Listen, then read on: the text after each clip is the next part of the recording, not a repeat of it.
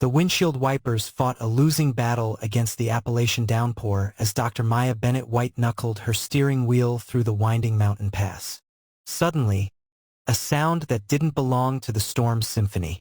A high-pitched, desperate wail cut through the rain's roar. Maya slammed her brakes, her headlights illuminating a nightmarish scene.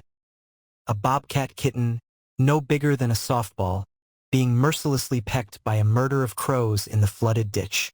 The water swirled around his tiny body as he struggled to keep his nose above the torrent. Maya's professional training ward with her hammering heart wildlife protocol demanded non-interference. But those golden eyes locked onto hers with an intelligence that shattered her resolve. Without thinking, she plunged into the knee-deep water, scattering the crows with wild swings of her arms. The crows retreated to nearby branches, their beady eyes gleaming with unnatural patience as Maya scooped up the sodden cub. His spotted fur was matted with blood and mud, one eye swollen shut from repeated attacks. Each shallow breath rattled in his tiny chest as Maya's experienced hands assessed the damage. Broken ribs, possible skull fracture, hypothermia setting in. This wasn't nature's balance, it was a prolonged execution. As she cradled him against her chest, something extraordinary happened. Instead of scratching or biting, the cub nestled weakly into her warmth, his remaining eye blinking up at her with what she could only describe as gratitude. The crow's angry shrieks followed her to the car, their missed meal sparking a resentment that would linger like a bad omen. The cub's body barely made a dent in the passenger seat towel as Maya sped toward town. His ribs protruded sharply beneath his patchy fur, each breath an obvious effort. Then came the moment that would alter both their lives forever. As she glanced over, his one good eye focused on hers with startling clarity. Not with the feral fear she expected, but with a profound, knowing stillness that stole her breath. The statistics screamed in her head. Less than 10% survival rate for orphan predators, even lower for ones this injured. Yet when his tiny claws unconsciously gripped her thumb during a bump in the road, Maya surprised herself by murmuring, "Max? Your name is Max now." The way his ear twitched at the sound of her voice sealed their unspoken pact. The sterile fluorescence of Appalachian Animal Clinic revealed the full horror of Max's condition. Dr. Diane Foster, Maya's oldest friend, pointed to the X-rays with a grim expression. "Multiple skull fractures here, and here," she said quietly, her finger tracing the ominous shadows. "Brain swelling in 3 places, and these crow wounds? Already infected." Maya's stomach churned as Diane continued the litany. Dangerously low body temperature, possible internal bleeding, severe dehydration. The worst came when Diane removed her gloves with a sigh. "Honestly, Maya," she said, sliding a euthanasia form across the counter, "the kindest thing might be to let him go." The pen felt like lead in Maya's hand as she stared at the tiny, broken body in the incubator. Then, the faintest whimper from the crate, so soft she might have imagined it. Maya arranged the heating pad with surgeon-like precision around Max's fragile body, monitoring each shallow breath. Diane had been clear, if he made it through the night, it would defy all medical logic. The digital clock's red numbers crawled through the hours as Maya kept vigil on the cold clinic floor, her back protesting against the hard tile. Midnight came and went with no change. Then 2 a.m. At 3:17, Max's legs suddenly twitched violently. A small seizure that lasted maybe 10 seconds but felt like an eternity. Maya's heart shattered as she stroked his head, whispering nonsense reassurances through her tears. Just as despair threatened to overwhelm her, Max's pink tongue weakly licked her fingertip. It was the smallest gesture, but in that moment, it felt like a promise written in fire. Dawn's first light would find them both still there, exhausted, but undefeated. 3 endless days blurred together in the clinic's back room. Max hadn't eaten, hadn't stood, hadn't shown any signs of improvement beyond simply continuing to breathe. Maya refused to leave his side, her voice growing hoarse from constant murmuring. "Maximiliano," she'd whisper, tracing the spots on his forehead. "My little warrior." On the 4th morning, as pale sunlight filtered through the blinds, something miraculous happened. A sound rough and unpracticed but unmistakable, a growl. Max's front legs trembled like newborn fawns as he attempted to push himself up. Maya's breath caught as she watched his monumental effort, her hands hovering ready to catch him. He barely lifted an inch before collapsing, but the message was clear as mountain spring water. He wasn't giving up. Diane, witnessing the scene, shook her head in wonder. "That," she said quietly, "is one determined cat." Maya's tears fell freely as she cradled his exhausted body, his heartbeat strong against her palm. The midnight seizure struck without warning. One moment Max was sleeping peacefully, the next his small body arched violently, limbs flailing like a marionette with cut strings. Maya's scream brought Diane running as she tried to gently restrain the convulsing cub. "It's the brain damage," Diane said grimly, preparing a sedative. "This might be." She didn't need to finish the sentence. Maya's vision blurred as she stroked Max's heaving side, feeling each agonizing spasm. His tiny claws dug into the towel, his mouth foaming slightly. Just as suddenly as it began, the seizure stopped, leaving Max limp and barely breathing.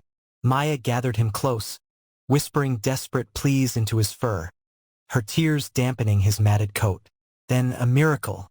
The faintest pressure against her hand as Max weakly pushed his nose into her palm. It wasn't much, but it was enough. Enough to keep hoping. Enough to keep fighting. The special formula dripped slowly from the syringe as Maya guided it toward Max's mouth. "Just a little," she coaxed, her voice hoarse from exhaustion. "Just taste it." Max's nose wrinkled at the unfamiliar smell, his tongue darting out instinctively. Then disaster. He gagged violently, the precious liquid dribbling down his chin onto the clean towels. Maya's shoulders slumped in defeat, her hope draining away with the spilled formula. But wait, was that? Yes. His tiny tongue was lapping at the spilled droplets, first tentatively, then with growing enthusiasm. Diane, watching from the doorway, raised an eyebrow. "That's interesting," she murmured. "Wild animals usually refuse food when they're this stressed." Maya didn't respond, too focused on the incredible sight before her. Max, eyes half closed in contentment, was actually purring as he licked her fingers clean. The sound, so unexpected from a wild creature, filled the sterile clinic room with something warm and miraculous, hope. The biology department lounge fell silent when Maya entered with Max's carrier. "You're still nursing that thing?" Dr. Carter sneered, peering at the drowsy cub through the mesh. "Bobcats are dime a dozen out here. This one's clearly defective."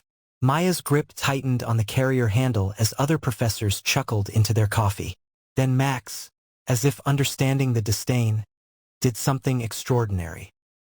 He stretched his front paws up the carrier mesh and let out a sound none of these wildlife experts had ever heard from a bobcat. A loud, rumbling purr directed unmistakably at Maya. The laughter died abruptly. "That's not normal behavior," Carter admitted grudgingly, adjusting his glasses for a better look. Maya smiled as she scratched Max's ears through the bars, his eyes slitting in pleasure. "No," she agreed softly. "He's not normal at all." The way Max's gaze followed her every movement spoke volumes about the bond forming between them, one that would soon be tested in ways none of them could imagine. The swelling had finally subsided enough for Max's injured eye to open, revealing a second golden orb just as intense as the first. Maya held her breath as those wild eyes focused, not on the room, not on the food bowl nearby, but directly on her face with laser precision. Time seemed to pause as they regarded each other, human and predator, in perfect silence. Then Max did something that stole Maya's breath. He slowly, deliberately, butted his head against her hand in the universal feline gesture of trust. Diane, witnessing the moment, shook her head in disbelief. "I've worked with wildlife for 20 years, she whispered. "I've never seen anything like this." Maya couldn't speak past the lump in her throat. In that wordless exchange, something profound had passed between them. An understanding that transcended species. A connection that would shape both their lives in ways neither could yet comprehend. The road ahead remained uncertain, fraught with challenges and heartache. But in this moment, there was only this perfect, silent communion between two souls who had fought death and won. The first time Max voluntarily touched her, Maya nearly wept. During a midnight feeding, his tiny paw claws carefully sheathed, reached out and rested on her wrist as he drank. Not grasping, not scratching, just holding. Diane caught the moment on camera, her own eyes suspiciously bright. "That's not instinct," she murmured. "That's choice." Maya felt something shift in her chest as Max's golden eyes blinked sleepily up at her, his paw never leaving her skin. In that quiet clinic room, with rain pattering against the windows, an unbreakable thread wove itself between woman and wild creature. Day 17 dawned with triumph. Max, wobbling like a drunken sailor, managed to stand for 8 full seconds before his back legs gave out. Maya cheered as he tumbled into her lap, his purr louder than she'd ever heard it. But the victory was short-lived. By afternoon, he could barely lift his head, his energy sapped by the effort. Diane's face was grim as she checked his vitals. "His body's using everything to heal the brain damage," she explained. Maya cradled his limp form, whispering, "It's okay, warrior. Rest now." His weak lick to her thumb was both apology and promise. They appeared like bad omens, first one, then 3, then a half-dozen. Perched in the clinic's oak tree, their beady eyes followed Maya's comings and goings. The staff joked about Max's fan club, but Maya's skin prickled when she found black feathers by his outdoor enclosure. One rainy afternoon, she caught a crow actually pecking at the cage bars while Max cowered inside. Her scream scattered them temporarily, but they always returned. Diane dismissed it as normal scavenger behavior, but Maya knew better. This was personal. The crows remembered, and they were waiting. The leather-bound notebook hidden under Maya's bed told the real story. Page after page of shaky handwriting documented every setback, every tiny victory. April 12th. Max ate 3 cubic centimeters today. First voluntary meal. April 18th. Seizure at 3 a.m. Lasted 22 seconds. But the most revealing entry was the one she'd tear-smudged. "What if I'm being selfish? He's wild. He should be free." But when I imagine opening that cage door, the next page showed a single dried bobcat whisker taped carefully to the paper, with no words at all. It started as a vibration Maya felt through his crate before she heard it. A low, rumbling growl when Diane approached with a thermometer. Max's eyes locked onto the vet, his ears flat against his head. "Well, hello there, wild thing," Diane chuckled, unperturbed. But Maya's breath caught. This wasn't fear. This was the first true flicker of his wild nature asserting itself. That night, she lay awake wondering, was this the beginning of his recovery, or the beginning of the end of their bond? The images glowed on the lightbox, revealing what Maya already knew in her gut. While Max's fractures had mended, the damage to his cerebellum was permanent. Diane traced the cloudy area with her pen. "He'll always have balance issues. Poor coordination." Her voice softened. "He can never hunt, Maya. Never survive in the wild." The words hung between them like a death sentence. Maya stared at Max batting clumsily at a toy in his enclosure. When she finally spoke, her voice was steel wrapped in velvet. "Then we'll make a new kind of wild for him." Officer Taggart's badge gleamed under the clinic lights as he flipped through regulations. "Non-releasable predators either get euthanized or go to licensed facilities," he stated. Maya's grip on Max's carrier turned white-knuckled. "There are exceptions," she began. "For zoo animals, maybe," Taggart interrupted. "Not for some brain-damaged bobcat." Max chose that moment to let out a plaintive cry, his golden eyes fixed on Maya. The game warden shifted uncomfortably. "Look, Doc, I'll give you 2 weeks to find a solution. After that," he left the threat hanging as he walked out. 3:17 a.m.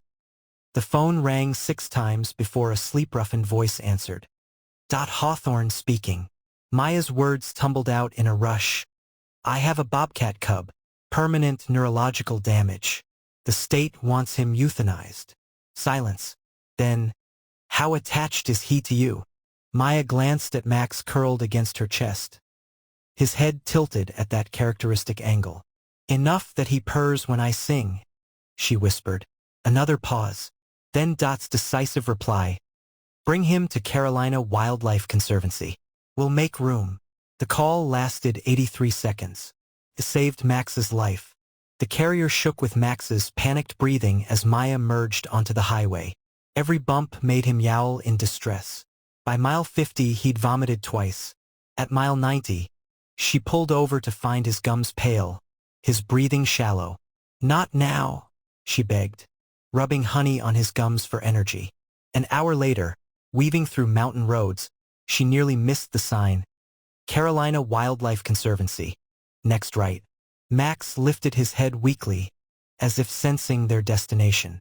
Maya's tears blurred the turn signal as she exited. The enclosure was perfect, climbing platforms, hiding spots, even a small pond. Dot gestured grandly. "Home sweet home." Maya set the carrier inside, hands trembling as she unlatched the door. Max crept out, then froze. The conservancy staff held their breath as he sniffed the unfamiliar scents. Then, without warning, he turned and limped straight back to Maya, butting his head against her shins. Dot's voice was thick when she spoke. "He's imprinted on you, honey. In his mind, you're his mother now." Maya scooped him up, pressing her face into his fur to hide her crumbling composure. The question hung unspoken between them. "How do you say goodbye to your wild-hearted child?" Maya knelt in the enclosure, Max's warm weight heavy in her arms one final time.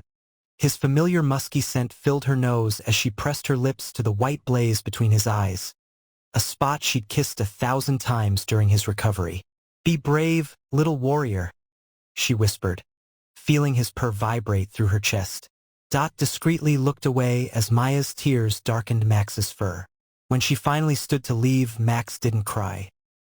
He simply watched her go with those golden eyes, his head tilted in quiet understanding. The gate latch clicked like a gunshot in the silent facility. The cabin echoed with absence.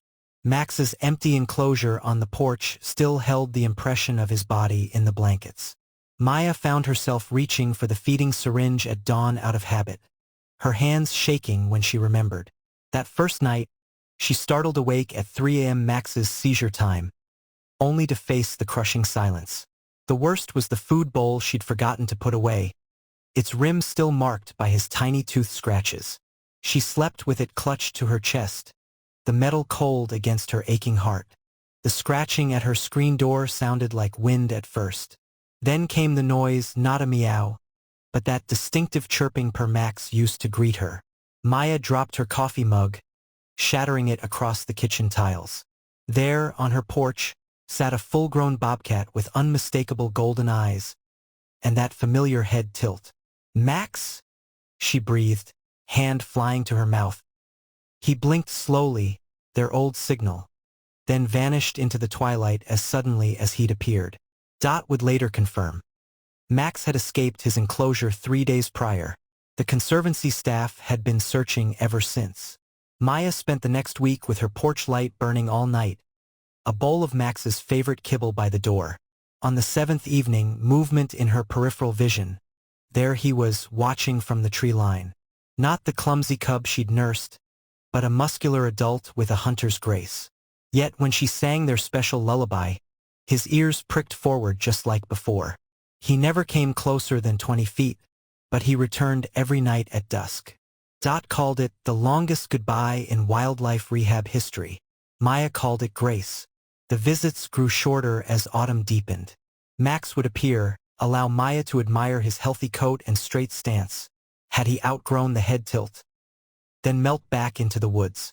On his final visit, he brought a gift, a freshly killed rabbit laid carefully on her doormat. The ultimate bobcat compliment. Maya laughed through tears as she buried it near his old enclosure, marking the spot with his favorite toy. That night, she slept peacefully for the first time in a year. Her boy was home, not in her cabin, but in the wild where he belonged. Maya kept Max's feeding syringe on her desk like a sacred relic. Visitors to her university office would comment on the odd paperweight. "It's a reminder," she'd say, running her thumb over the bite marks. Of what? That love could rewrite nature's laws?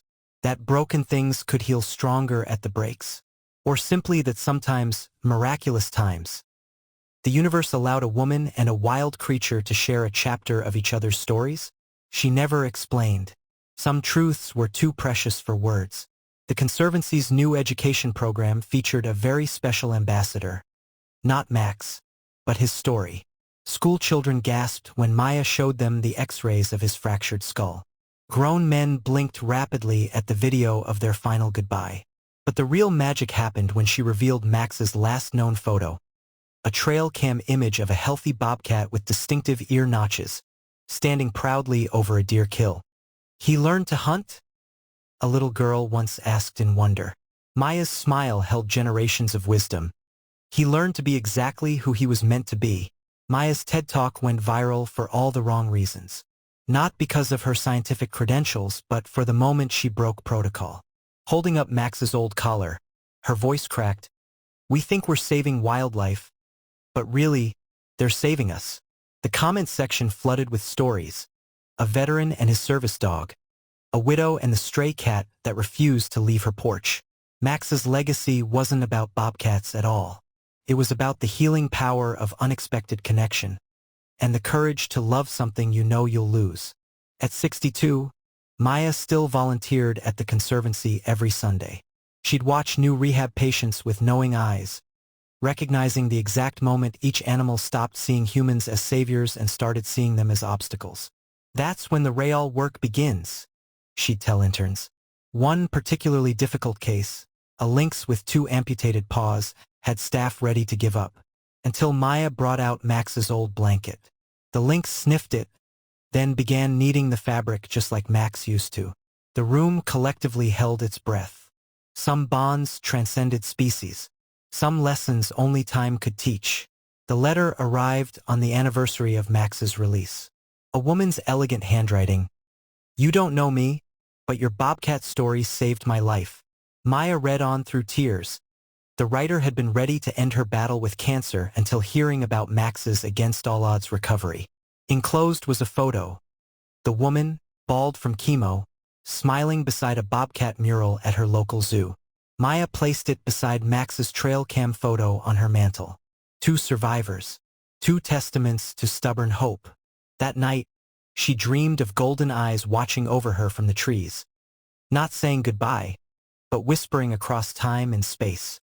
Remember, the darkest moment came in week 3. Max had stopped eating. His seizures returned with a vengeance. And Maya found herself staring at the euthanasia form Diane had left, just in case. Her pen hovered over the signature line when a memory surfaced. Her mother's final days in hospice, whispering, "Promise me you'll keep fighting." Maya looked at Max's emaciated body, then deliberately tore the form in half. She spent that night syringe feeding him every hour, her tears mixing with the formula. By dawn, he'd kept down 3 whole cc's. A tiny victory, but enough. It happened gradually, the way Max stopped hiding when she entered the room. How he'd present his belly for rubs. Unheard of for wild bobcats. The morning she found him sleeping draped across her slippers like a house cat. But the real miracle came during his first outdoor enclosure time. When a sudden thunderclap sent him scrambling, he didn't run for the bushes. He bolted straight into Maya's arms, burying his face in her sweater. Diane caught the moment on camera. Wildlife biologist and wild creature clinging together under the stormy sky. The photo still hung in the clinic's lobby. Diane's intervention came over whiskey-laced coffee. "You're not sleeping. You've canceled all your lectures." She hesitated before the killing blow. "You're treating him like a child, not a wild animal." Maya's mug shattered against the wall. "He trusts me." The silence that followed was broken only by Max's worried chirps from his crate. At dawn, Maya appeared at Diane's door with red-rimmed eyes and Max's medical chart. "Help me do right by him," she whispered. Their compromise, a strict wildness training regimen, began that afternoon. The intruder kicked in Maya's back door at 2 a.m. She awoke to crashing sounds and Max's unearthly scream. Not fear, but challenge. By the time she grabbed her shotgun, the would-be burglar was already fleeing, his arm bleeding from 4 parallel slashes. Max stood on the kitchen counter, fur bristled, emitting a growl deeper than anything his small body should produce. The police found the man 2 miles away, babbling about some demon cat. That night, Maya didn't put Max back in his enclosure. He slept curled against her back, one paw possessively on her shoulder. They came at first light, dozens of them, blackening the oak tree outside Max's enclosure. Their cacophony woke Maya to a nightmare scene. Max pressed against the far wall of his cage, ears flat. As she ran outside, a single crow dove, its beak grazing Max's nose before she could intervene. What happened next defied nature. Max didn't cower. He charged the bars with a roar that sent feathers flying. The crows scattered, but their message was clear. Maya installed crow-proof netting that afternoon, her hands shaking. Some battles never truly ended.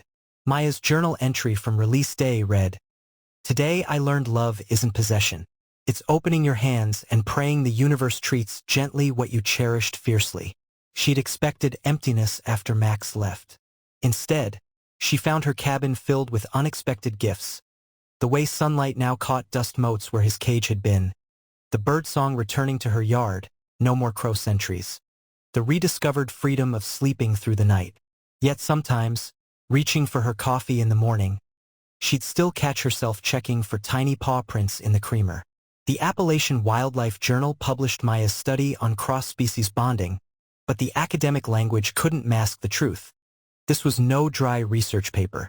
Between charts of Max's progress were photos that told their own story, Maya bottle-feeding him during midnight storms, Max helping grade student papers by sitting on them, their final nuzzle at the conservancy. The last page simply showed their foreheads pressed together, eyes closed. A colleague remarked, "This reads like a romance novel." Maya didn't disagree. Some loves defied categorization. The letters poured in after Maya's NPR interview. "I lost my husband, then my cat saved me," wrote one widow. "My daughter thinks I'm foolish for feeding the crows," confessed another. "But they're my companions." Story after story revealed a truth Maya had sensed but never articulated. Older women understood the sacred bargain of loving something temporary.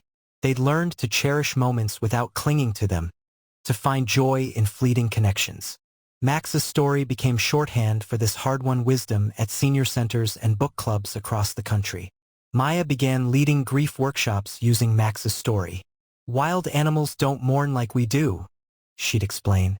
"They grieve deeply, then return to life." She taught participants the Bobcat's secret. When Max lost his favorite toy, he'd sniff it mournfully, then go hunt crickets with equal enthusiasm. "That's the lesson," Maya would say, passing around Max's old tennis ball.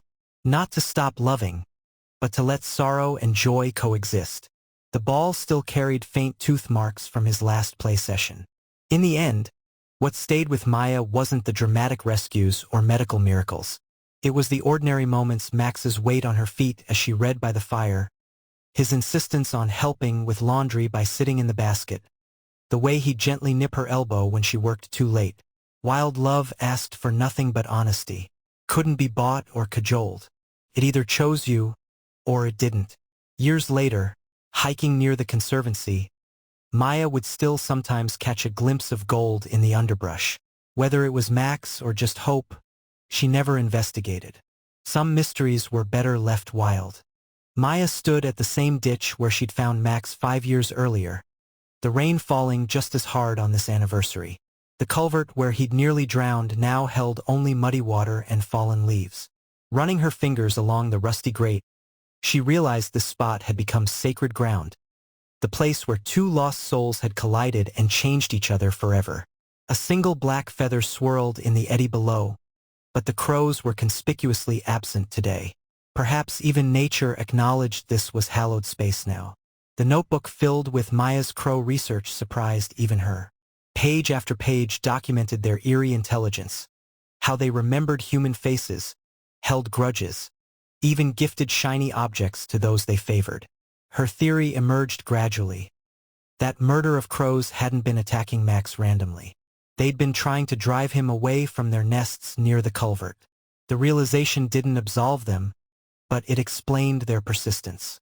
On Max's birthday each year, Maya scattered peanuts far from her cabin, a peace offering to the feathered creatures who'd unwittingly brought her greatest gift. Diane's retirement party revealed what Maya never knew. The clinic staff played a slideshow that included Max's recovery, and there, in the corner of a photo, was Diane's reflection in the treatment room glass. The tough-as-nails vet was openly weeping while changing Max's bandages. "That damn cat," Diane whispered to Maya during the toast, her champagne flute trembling. "He rewrote every medical textbook I knew." The two women clinked glasses to the small warrior who'd changed them both. Old Mr. Peterson from down the lane finally spoke up at the post office one morning. "Used to see you walking that bobcat on a leash like some fancy poodle," he chuckled. Maya's face burned until he added, "My Martha was in hospice then. Watching you two gave me, I don't know, hope, I guess." He pressed a yellowed photograph into her hands. Martha cradling a baby raccoon decades earlier. "Some loves don't make sense to anyone else," he said before shuffling away. Maya had the photo framed beside Max's memorial. Found tucked in a veterinary textbook years later, the unsent letter began, "Dear Max."